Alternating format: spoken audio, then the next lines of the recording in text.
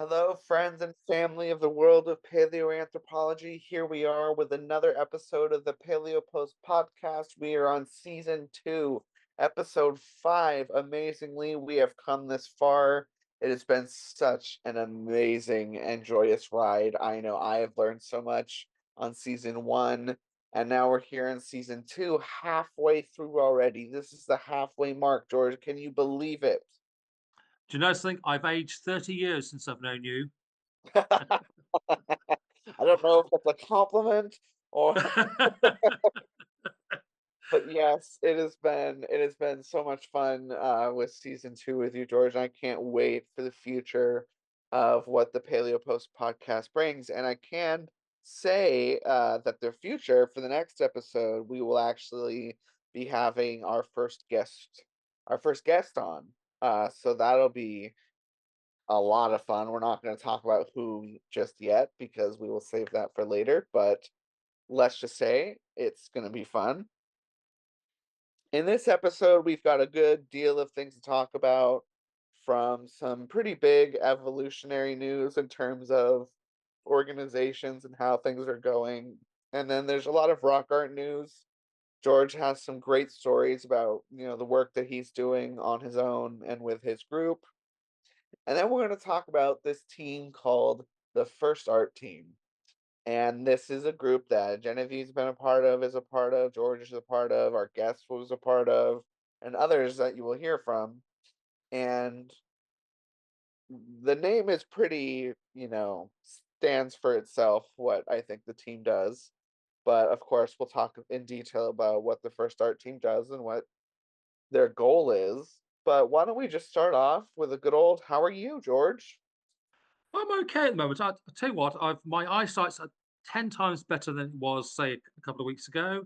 I did some serious cliff climbing last week, and I didn't fall off, so I'm okay.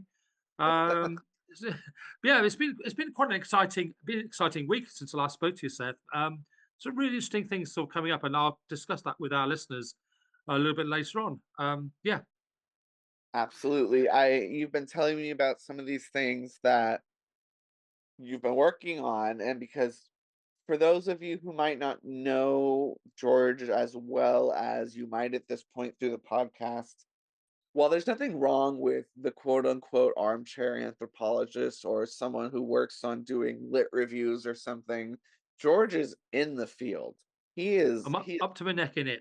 Literally, further, he's completely underground, I mean, in some points. So, George does the field work, he does his own research, he writes his own books. George is the guy, and so, if we have rock art questions, field them this way because we have literally a field expert. So, why don't we kick this off with,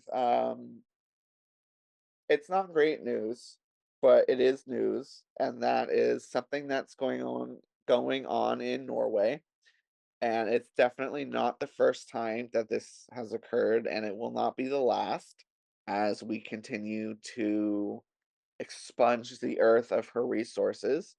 But there's this quarry that is being proposed to be built in Norway, and you know much more about this than I do, so I'll allow you to continue on.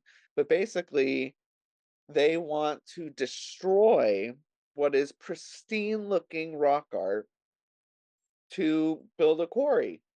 I mean, besi if this was older, I think, you know, people would be I don't know because Genevieve told a story last season where they had just blown up an Australian Aboriginal site. So it's like I don't know if there's a limit to this, but tell us more about this story and Yeah, especially about what we can do. I've got a personal interest in it in some respects because when I was doing my PhD, my doctorate, I did it actually in Norway at Trondheim at NTNU. So I was right in the middle of it anyway. And the site is called Vingen, and Vingen is one of I think it's probably one of the largest collection of the most exquisite carved cervids, so reindeer and red deer, and also elk, also human beings or human figures, and they're painted on. Sorry, they're carved on exposed rock outcropping on sort of 45-degree angle cliff faces, which merge into the fjord below. And Vingen is in a place, it's in a county called Vestland, also Westland in English. And it's south of Bergen, which is a major port. And the site was discovered in 1912 by a guy called Bing. And so he recorded the first rock art. But here's an interesting point. The question I'll be asking listeners: how many people knew about the rock art before it was discovered scientifically? And probably more than likely, the people who were living in the farms there would have known about it. There would be folklore associated with it, all sorts of stories, all sorts of traditions that have been related to the rock art. And there are around about 2,000 engravings altogether. And a lot of the engravings have these wonderful infilled figures, which have sort of geometric lines inside the torsos of the red deer and the elk and the reindeer, and also the human figures as well. They could be representing the cage, the rib cage, or the skeleton of the animal. We don't quite know, but it's very, very stylized. And what has happened in the past since the discovery in 1912? It's been looked at by one of my big heroes, a guy called Gustav Halston, in 1938, who did probably the best um, description, textual description of the site I've ever read. It's. I suppose you've got to have the mindset to be either bored out your head or be really enthusiastic to see what Halstrom's talking about. But he does talk about every figure, nearly every figure that was discovered or known about in 1938. And he published it in a very, very good book, a very good volume on the monumental art of Northern Europe, Volume 1. And Well, that was sounds like a Black Sabbath album. Anyway, since 1938, as a part of a conservation project, which is now defunct, it's a defunct idea, but a lot of the figures are painted in red. So the conservationists have gone and painted some of the imagery in red paint. So people like you and I, instead of stumbling around on the rock face looking for the rock art and potentially damaging the rock art, we can actually see it. And it's around this one particular part of the field. It's a beautiful field. It's in a pristine area. And I touched on it in my PhD. And again, it's because previously in 1989, a guy called Bruno Mezek, who is probably not in archaeology at all now, but in 1989, he did an MA thesis on the theoretical aspects of rock art, and he used Vingen as a type site. And what was remarkable about the theoretical point of view, his supervisor was one Chris Tilley. And one Chris Tilley is the chap who wrote The Phenomenology of Landscape, a really good anthropologist. And lo and behold, he was my supervisor for when I did my MPhil a couple of years later. So there's an interesting sort of thread sort of developing. Anyway, Chris Tilley also wrote something on Vingen as well. And really, that's the last time I heard of it, because the one thing I can't stand, me personally, is reading my own rubbish. So when I did my PhD, submitted it, I never looked at it ever again until last week.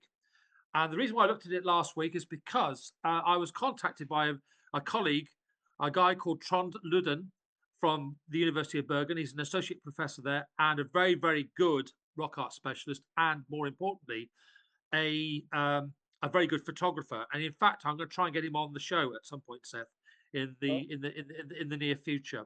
He's well worth talking to, and he's done a remarkable series of books. But the one book I use is a thing called Birdkunst by Gromont, who was my examiner for my PhD, and Trond. And so Trond got in contact, sent an SOS in February around all the rock art specialists for support, because it was released in the news that a Dutch mining company or quarry company had either purchased or were going to purchase this land, and they were going to take a big sizable chunk of the landscape, not at Vingen, but just to the side of Vingen. And the thing that worries me about it is that we know there are 2,000 engravings there, and we know that they are protected. We think they are anyway. However, we don't know what is on the land of where this quarry is going to be. It's more than likely that there could be more engravings on that site. Now, just to put it into context for listeners, remember these are face-on engraved cervids, so red deer, reindeer, and also a few elk as well, and human figures, and one or two sort of abstract designs. So there's 2,000 of them, and they date between, I would say, between 6 and 7,000 years ago. So they're what we would call hunter, fisher, gatherer rock art. And we know at this time that there was obviously no farming going on in Norway, and the main economy was hunting, fishing, and gathering. Or I would add another word on that, corralling as well, because it's more than likely that the animals we are seeing today at Vingen are corralled rather than being hunted and gathered. They've probably been gathered, corralled, and then killed, and then used as food and whatever. So it's a really interesting site. It's in a beautiful location. We've got this dirty, great big quarry, and it's a massive, massive quarry area they're thinking about. So I've got my sort of myself involved in the protests, and so I had to give a statement to a British broadsheet newspaper called The Observer or The Guardian, and that's now online. And myself and Trond have sort of hopefully put some worry into the planning authorities, because remember, we can propose anything. You and I, anybody can propose anything to do something stupid over a cultural heritage site. It's up to the planning authorities of every nation to say, no, you can't do that, or yes, you can. Now, you'd think with Norway being a very, very sort of forthright and progressive economy, and with a good political regime, they would think they have a very good planning authority or planning system within that country, and they do. However, I think this one has slipped the net. They haven't really thought about it, because the two things I was worried about is, first of all, is a thing called setting. Now, setting in terms of archaeology or archaeological planning is this idea that if you build or construct a quarry or a housing estate next door to somewhere like, say, Stonehenge, then you are destroying the setting of that ancient monument. So you're basically destroying the environment in which that monument sits in. So setting is very important. And the other thing that concerns me is what we would call, in planning terms, direct and indirect impacts. Now, direct impacts is basically what you've just said, that if that quarry company comes along, sees the rock art, destroys it, that's what we would call a direct impact on cultural heritage. So that's wrong. And I dare say that the Norwegian authorities would say something quite strongly about that. More subtly, but equally as dangerous, is indirect impacts. And basically, this is, again, that's that Stonehenge scenario. If you build something next to Stonehenge, it's an indirect impact of harm onto the cultural heritage. So my argument is that the geology of Norway is pretty standard throughout. And my argument is, can't they shove off 20 kilometers that way to the north, or 20 kilometers to the south, and then hoik out their quarry there, but not around Vingen? And just to put that into context, when Gustav Hallström did his big monumental book in 1938, I think he counted around about 30, 35, 40 sites along coastal Norway, from Oslo right up to the top of northern Norway to a place called Alta. And so it tells me that we have very few rock art sites. We have within those rock art sites lots of engravings and lots of paintings, but we have very few sites. So therefore, they are an important, rare cultural heritage asset to Norway. So the common sense thing is, leave it. Just leave the bloody thing alone, and let that beautiful landscape develop and its environment develop naturally, We don't want a quarry next door to it. So that's what the battle is going on at the moment. And I, again, for those of you who feel passionate like I do, and I feel very passionate about it, like I would with any rock art site around the world, is go to the Bradshaw Foundation website and look at Vingen. There's about four, maybe five or six um, things you can click on, which are letters of support from people like Paul Tayson, for example, from Australia. There's my piece, which was in The Guardian. I've also written a piece on the planning because that's where I come from. I know the planning law in Norway reasonably well, so I've got a voice. But yes, if anyone wants to get involved, sign the petition. It's very, very important. Sign the petition because I think it does need sort of more international recognition for this particular site. And again, just to put it into context, if you think about the rock art in northern Scandinavia, the first place you think about is Alta. The second place would be Vingen. So these two sites are very, very important. And I can assure you that there will be no quarrying around Alta whatsoever because it's a World Heritage Site. And in my view, I think that Vingen should also be designated a World Heritage Site. And again, to stir the stew or the pot up a bit more, I've said in my article that we have potentially another Coa Valley problem. Now, again, for those of you who are too young to remember the Coa Valley is in northern Portugal, northeastern Portugal. And in the 1990s, there was a threat of that valley being flooded for a dam. And what had happened was the locals knew about it, but it took a local archaeologist to say, hey, we've got some really interesting stuff here. And it turns out there are 1,300 panels or thereabouts, all showing sometimes life-size Paleolithic outlines of animals, Wow. exquisitely carved. Again, there's another sort of discussion on that. We could really talk about Coa Valley at some point in the distant future. But we've got another issue in Europe which is similar to the Coa Valley. And really, what it took was the government stepping in and saying, "No, stop." What needs now is the Norwegian government and its heritage agencies to say, "No, stop." You know, this landscape is too important for cultural heritage, and also more importantly, you're destroying what is Norwegian. That's it. So that's it, that's all.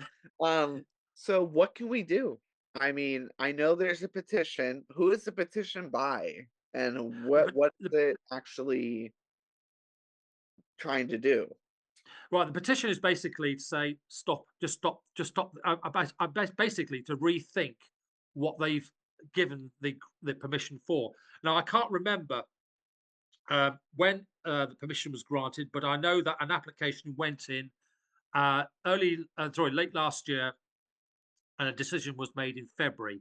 So there's been very little thought, I think.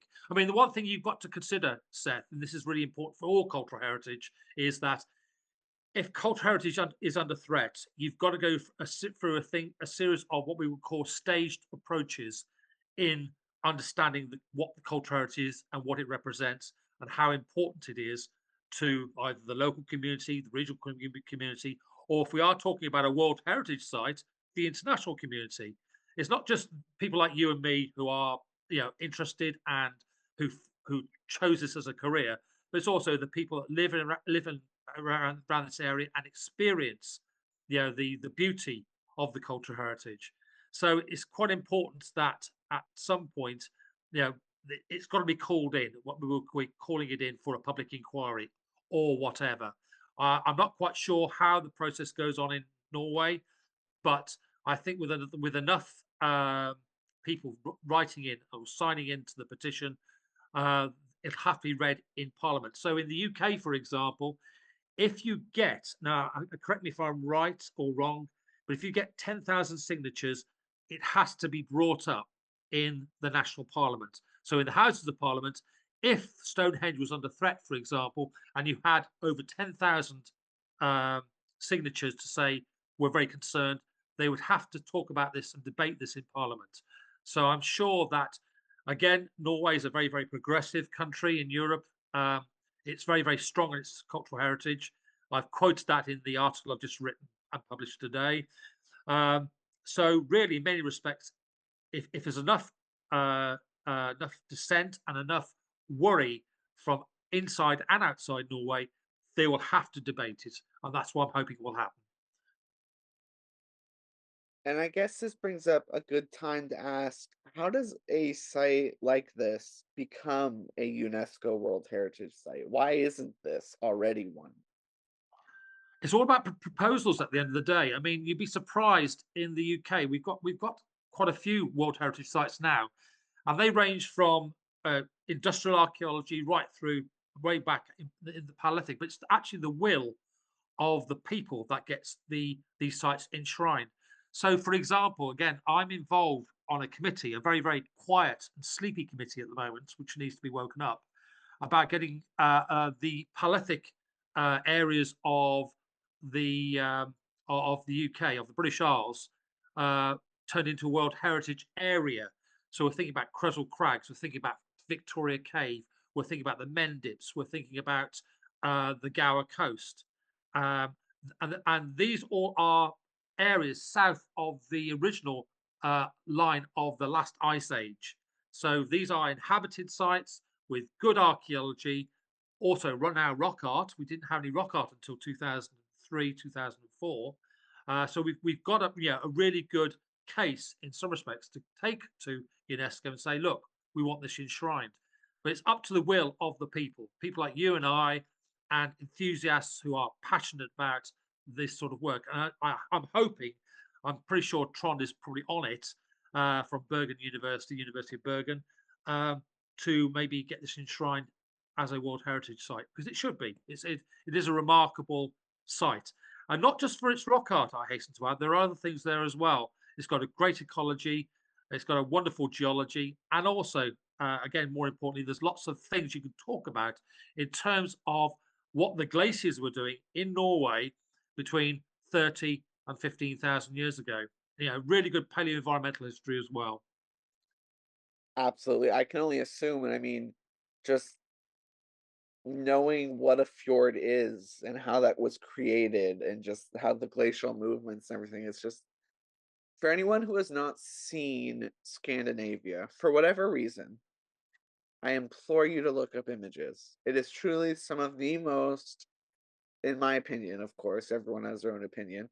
In my opinion, some of the most magnificent landscapes there are, from huge peaks to valleys to the ocean. I mean, it's just stunning, and forests all over. There's also one thing to think about as well, Seth, is that the corridor where the rock art is down the coastal plain, Mhm. whereby 7, 8,000 years ago, the sea level was very, very different, or the field levels were very, very different to what they are today. And also, it reminds me of our discussions that we've had about the thin green line that runs in the western part of the United States, how people travelled down that corridor past the Laurentide glaciation into the United States proper. Right. Very, very similar sort of thing, really. Similar sort of colonization. And then I also wanted to mention just how this kind of relates to something we were talking about in the last episode of where how in the UK, and I know you're going to be talking about a related story about this later, how you're putting grading up to preserve rock art. And yet in other areas, we're having to fight to stop companies from destroying it, let alone just vandal assholes, where whole companies are trying to destroy our human heritage. So there is so much that can be done. That petition I will be putting in the description, of course. So please, please, please, please go read it, go sign it. Let's do what we can to preserve this Norwegian rock art. And I'll link the Bradshaw Foundation's article and all the information they have about it in there as well, because they are sharing it all over. So again, sad news there. Let's all just pray, hope for the best that, stupid capitalism doesn't win out over humanity again. But, Exactly. Yeah. Yeah. Yeah, and I think what's interesting is that the one thing we haven't talked about, and I'm just remembering this, but wasn't it during COVID? Wasn't there vandalism on a really horrible scale on painted rock art found in the Levantine areas of Spain? And I remember one particular site which had female dancers painted on it, which were around about, some would say Neolithic, but I would say they were much older. And it's one of the earliest representations of female dancing figures on a site, and that was completely obliterated using, I think they're using a um, a metallic paint. Some in your words, some arsehole had done it, and I think I mean I would love to, if I had the time, which I don't have the time, but I'd love to put a research project together to work out every country of the world where there's rock art, to see what the threats are on those on the rock art, because I would dare say it's not just the odd vandal, but it's also big companies like the Dutch company that wants to do this quarrying. So it's Like corporate a corporate vandalism. kind of like of an endangered rock art list, like in level Yes, how yeah, yeah, endangered it yeah, is. yeah, Yeah, that'd be very interesting and useful, I'm sure. yeah, Especially determining, what needs to be designated as what and where funds need to go, and I can see that being very useful. yeah. Now, switching gears a little bit, just to something new that is in the world of human origins that I think is going to be honestly pretty impactful in the years and decades to come. And through a someone who is going to be the next guest on my YouTube series, The Story of Us, Dr. Michael Petrogalgia. Probably said that wrong, pardon me. But from Griffith University in Australia, and he and many others with partners from La Trobe University, Flinders University, Australian National University, and the University of Adelaide have come together to form what is known as the Center for Excellence of Human Origins and Our Future, investigating our past and shaping our future. I am doing my part in sharing this consortium around because I want people to get involved and know what's going on, because I truly believe that what we're going to see coming out of this group is going to really be some interesting stuff. They are going to be working on everything from culture, environments, biology, all the large subfields of anthropology, and focusing on what it means to be human.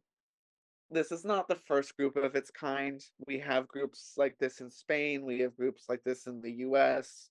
It's not its first, it's not the last, but it is an interesting new group that has quite a bit of funding, so that's great. And the people that are involved are very well known in the community, as well as like Andy Harris, Dr. Andy Harris from Latrobe. And they're going to be doing some great work here and unveiling a lot of the secrets of what it means to be human, and adding to that larger dialogue of what we already know and discovering new things with all this great amount of funding that they have secured. And seeing these new organizations pop up is really great, because it means that our field is thriving and it's alive, and that there's just so much more to learn and discover. And as long as we are able to continue to do that, groups like these will continue to prosper, and the more that they do, the more we find out about our past. And as I like to always say, the more we find out about our past, the more prepared we will be for our future, which goes exactly along with their name, human origins and our future. So that link will also be in the description, because I highly recommend you guys checking that out, seeing what they can offer you. If you're a researcher or you are a professor and you want to get involved, they are looking for people to join their group and provide even better resources for those who are looking for them. So I highly recommend that you guys check that out. I have a link to it on my website. I was actually asked to share it around, so I'm pretty happy and proud of that, because I always feel good when people think I might be good at this. So, that's a nice thing to know. And then, before we go on to a story from you about an update on maybe one of your projects that you're working on, I just want to touch on the Leaky event that happened last week that we mentioned in our podcast. It was good. It was fun. We definitely needed more attendance. So, I'm going to do my best to advertise the event further on, earlier. The more people we get to go, the more fun we'll have, the more people we'll have talking. But it was a good conversation. The Leakies want to really expand into new areas and get people involved. So I highly recommend if you see an event being hosted by the Leaky Foundation online or in person that you can attend. They are typically free and you can just RSVP to go. Please attend them. Again, it's just spreading science communication on our shared human origins, which that's why we're here. It's to spread that knowledge and that fundamental information on why we're here and why we do what we do and what the general human condition is. Now, with all that being said, which I know wasn't the most exciting stuff, why don't we get to something more exciting, which is what you've been up to the last week? Before I do that, Seth, just one little report, which I think deserves some mention. Really, is a place called Wogans Cave, and this is in the UK. It's in Wales, and it's been excavated by a guy called Dr. Rob Dinnis from the University of Aberdeen. And Rob, I think, used to work for the Natural History Museum, and he was a cohort with Christopher Stringer. So he was in good hands a few years ago. Anyway, Rob has been doing some one or two bits and pieces of work in Wales. The last site that I remember him working on was a site called Longhole on the Gower coast, not too far from the two caves that I'm involved in at the moment. On the Gower coast, for those of you who don't know, is a small peninsula that juts out just west of Swansea. So west of Swansea and west of Cardiff, and it's the most beautiful, pristine landscape. That's my big key word of the day: pristine. Beautiful landscape, very very green, and we've got along there 95 caves, which are all nearly all coastal. And one of those caves, which Rob looked at, was Longhole, and found very very early modern human evidence there, organization evidence, amongst other things. And he's now working in Wogan's Hole. And Wogan's Hole is a bit of a strange one. You always look when you look at it from the sea. If you were using a drone and filming it from the sea, you would think that you were walking or you were flying into a man-made cave or a human-made cave, because the entrance is very very square-like. And the reason why it's squared-like is because sitting above the cave is Pembroke Castle.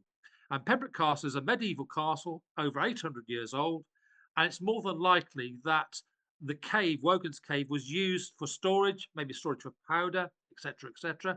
I know that Rob has found a lot of medieval, post-medieval, and modern debris in the stratigraphy, but he's now got down. He's done a small excavation trench in one of the corners of the cave. It's a very squared cave, so it looks like the cave has been shaped in modern times. But in the one corner of the cave, he has started to find now what he's called early modern human archaeology. And that's interesting because you instantly think it's early, very early, but it's not. It's around about the time of the glacial retreat.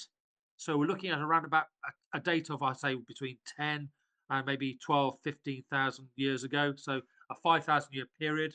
Very, very similar to the dates that we've got elsewhere for the caves on the Gower, but this is further west. And again, it's one of those areas that was ice free or partly ice free during the last glaciation. So again, very interesting things are going on there. He's done a good season last year, which he's just reported on, and he's going to be there in 2024 and doing more excavation. Because remember, he's just done a small sort of, I suppose, a small sort of what we call a sondage into this case stratigraphy, and has put some very interesting things. So we're going to assume that when he has finished his excavations there, he would have pulled out a dam site more. So that's one area that I'm going to be keeping an eye on, because obviously it has a lot to do with what I'm doing now in the couple of the caves on the Gower coast. Now, coming to my little cave. Again, I can in the next maybe in the next month reveal where this cave is. If not, some of you may have already worked it out. But it's near site called Minchin Hole, which is another big cave site which I've yet to look at properly. But the cave site I've been looking at, I was there last week, and just a personal sort of what's the word I'm looking for? Digression. Um, the site that the site I visited last week was very windy indeed. I was carrying 30 kilograms on my back, and I went over that precarious trackway that goes over over the entrance to the cave, the current entrance to the cave.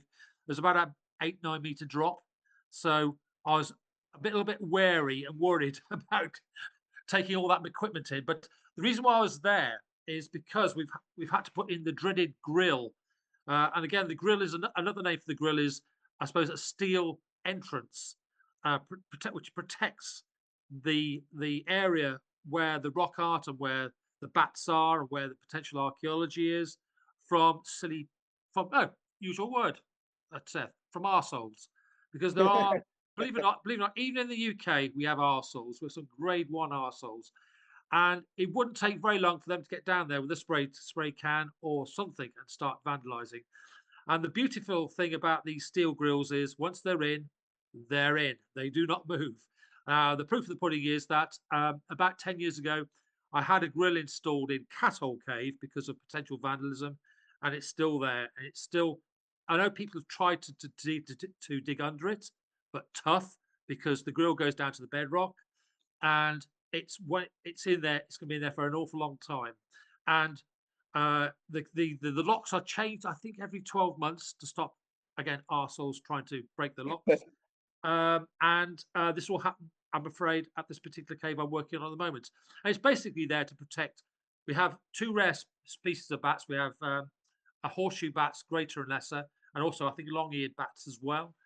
And they were roosting a few months ago when I went down there. So I could only go into the main cave. I wasn't allowed into the side chamber where the rock art is because it was full of bats. And by law, you're not allowed to disturb them. Right. So this week that's just gone, I went down there to measure out the entrance area, which is 5.13 meters. That's stuck on my mind, and the height will be about 2.86. So we've got a good idea what the grill, how big the grill is going to be. It's going to have a single entrance, little gate which you can clamber through, and basically there'll be key holders, and the keys will be owned by the landowner. And if you want to go into that cave, you've got to have a very good reason why you want to go into that cave, and obviously you have to leave a name, address, everything to get that key to get into the cave. And so I've got my job. My next job for that particular cave is to excavate a slot 5.13 meters long and maybe half a meter wide, and maybe to take it down to the bedrock. I'm sure that the bedrock is quite high up within the sequence, so we should hit it within half a meter, I would say, and basically to excavate it archaeologically. Because the one thing we haven't got from this cave yet, and I mentioned this to you last week, we've got Right. lots of faunal evidence. Chris Stringer was there. He dug that site in the 1970s, but we have no lithics whatsoever. We have rock art. We've established it's rock art. We've established a date of 15,700, but we have not found any lithics. This is I suppose, the golden nugget that we're looking for. So I'm hoping that within that slot we will find some really good cave stratigraphy. Now, again, just to put you in the picture, I feel that we won't find any lithics there because, and what is really interesting is that the current entrance that we look at today, if you were there, is not the entrance that we would have seen 15,000 years ago. So 15,000 years ago, the entrance would have been another 30 to 40 meters further south to where it is today. And the proof of the pudding is that when you clamber down from the top of the track, coming down on the right hand side, you can actually see the ceiling, the collapsed ceiling debris all over where the entrance, well, up to where the entrance was of that cave.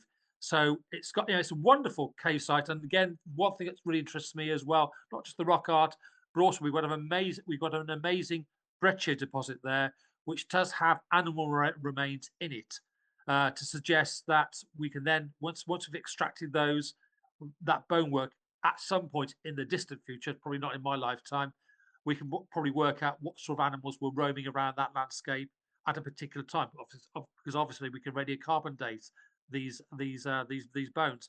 But in the National Museum of Wales in Cardiff, I was privileged. Dr. Elizabeth Walker, who's the curator there, she got everything out for me in terms of the artifact assemblages for this particular cave. No lithics, but there were some very beautiful faunal remains of extinct animals. Um, so it's there, and I would suggest that all the potential evidence for lithics, which usually occurs around the entrance area of most caves, because it's collapsed and because the sea level has risen and because the tide's coming quite deep into that area, all the stratigraphy of the entrance has probably been washed away. So, which is a bit sad, really, but that's one of the things we do have. Like I say, we do have evidence of human agency through the rock art, and we also have a date. So that's where I am with Wogans Cave and the Mystery Cave until I can reveal where it is. I can't reveal it until we've got the grill in to stop silly people going in there and doing stupid things. Right, absolutely, which is, of course, of paramount importance because, you know, as we were just talking about, it's shocking what people will do to these sites. So, Yeah. you know, keeping these things secret until they are protected is very important. Um, so let's see.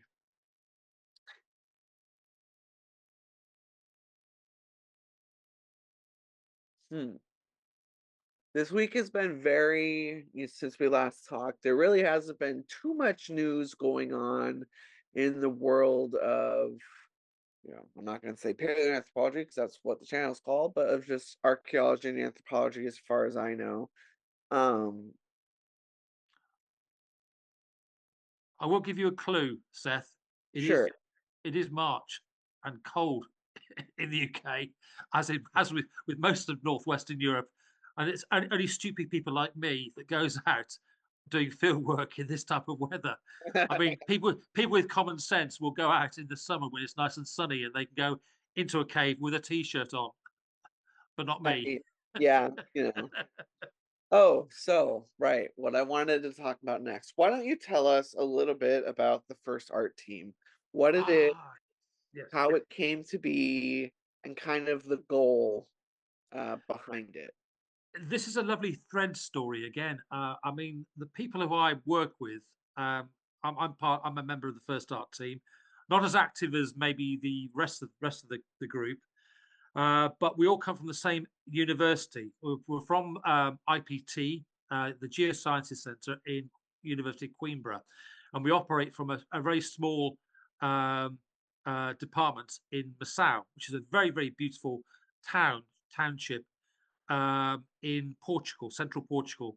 Anybody who's from Portugal listening to this and you haven't been to Massau, go to Massau. It's got some very good beer, good restaurants, and it's got the first art team there as well. And the team comprises obviously Portuguese people, Spanish people, Italians, and we have also a Welshman, me. So what's really interesting is that we have the people that I work with are people I've been associated with really for 15 years or more.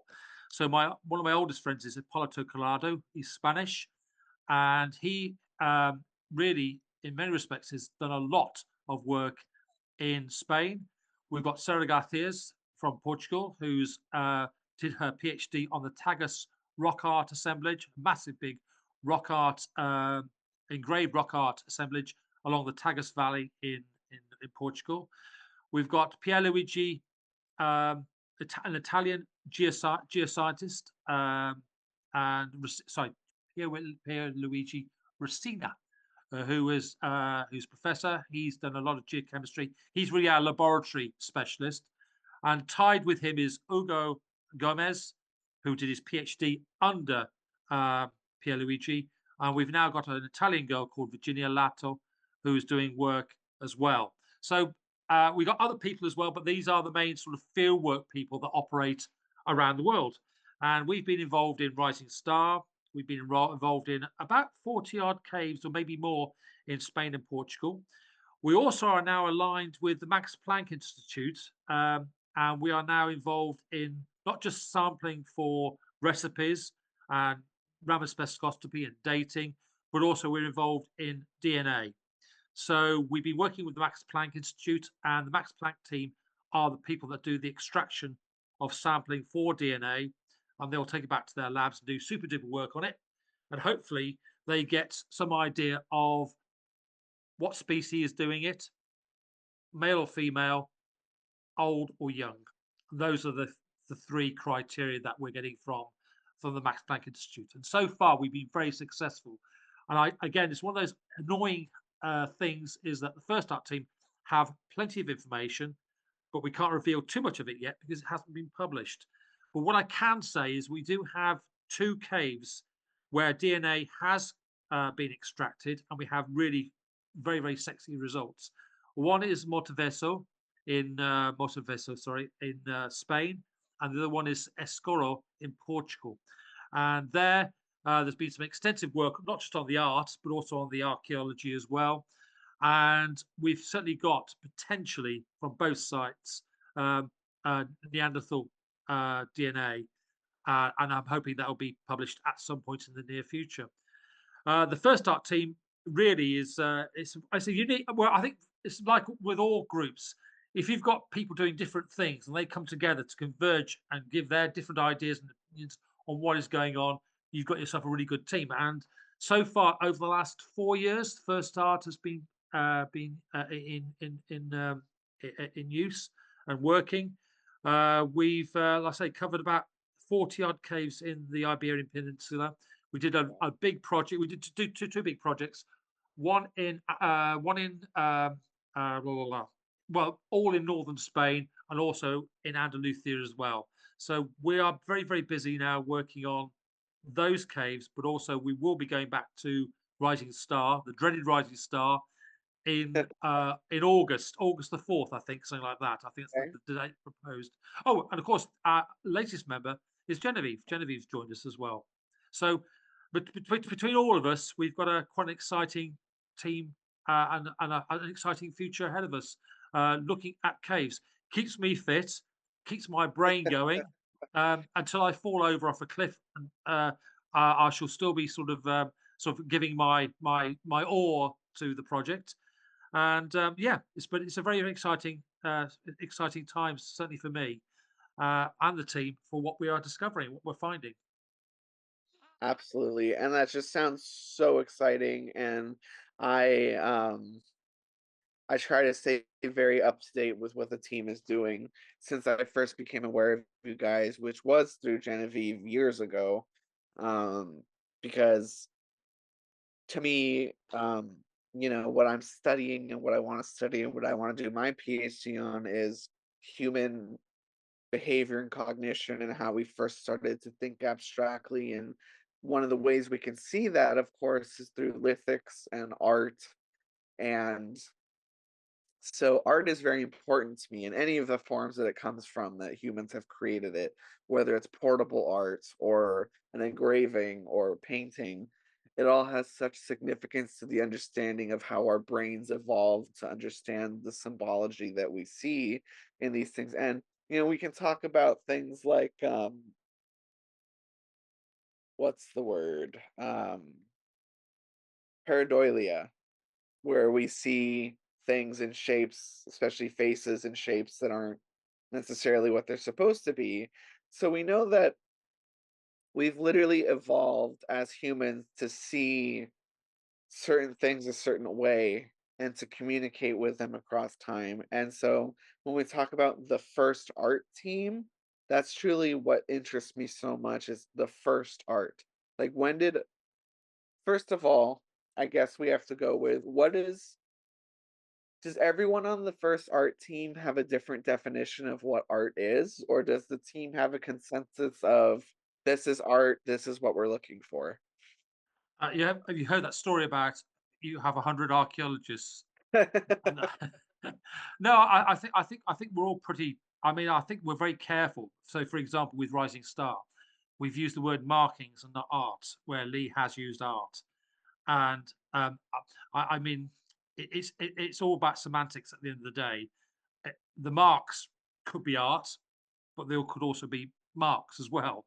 Right, So I think we'd be very careful. I'm still very, very careful because, again, the one thing I would draw to the listener's attention here, and we've already talked about this in the past, but we're talking about 400 centuries. So it's 400 centuries times that by four, so four uh, generations per century, and then you've got 1,600 generations of people transferring ideas which get modified, which get forgotten about, which get redeveloped, retold, stories which are retold. So it's very difficult to work out what is actually going on, and what we consider to be art, rock art, could actually be some form of visual communication system where it is not art, it's a visual story, for example, a narrative. So we have to be a bit careful about it. I tread very carefully, although I do get pulled into that trap of when I'm writing about rock art. I use the term rock art because at the moment I don't have a better term to use generically to discuss what art is. But we do have that problem, that idea of perception. It's very difficult to work out what was going on 400 centuries ago. right. I use the word 400 centuries because the famous Abbe Boreal wrote a book called 400 Centuries of Art. So I use it. Um, I mean, exactly, and that really is what the question is what does it come down to? And what is everyone's personal view and opinion and what they've been taught, and that's what it comes down to. Yeah, yeah. Um, I got to admire sometimes, Seth. There are a few people, I've already mentioned one person already, a guy called Chris Tilly, but there are other theoreticians within anthropology and within archaeology who have turned the whole idea about what art is upside down by discussing the present rather than the past. And one of my big heroes is a guy called Ian Hodder, an English archaeologist, once at Cambridge, but now at Stanford in the US. And he's done a lot to try and talk about modern material culture and also the mechanisms, the underlying mechanisms that support the idea of modern material culture. And if you could start to understand those as what I would call, I put them into stages of complexity. But if you look at the generic uh, manipulations on modern material culture, you can say with some security to say that, well, if we've got them here, i.e., people like to put things on walls, for example, or people like to make decoration on pots, for example, we can say that we have a reason in the modern material cultural world to say what is going on. We can transfer those ideologies to what's going on, say, the Bronze Age or the Neolithic, or maybe before. So uh, I think it's moving forward. Although I would say that the theoretical school of thought has dipped a little bit in the last few years. But certainly when I was an undergraduate in the 1980s, it was the big thing. It was a big thing to talk about, where we were trying to introduce philosophy and anthropology into archaeology.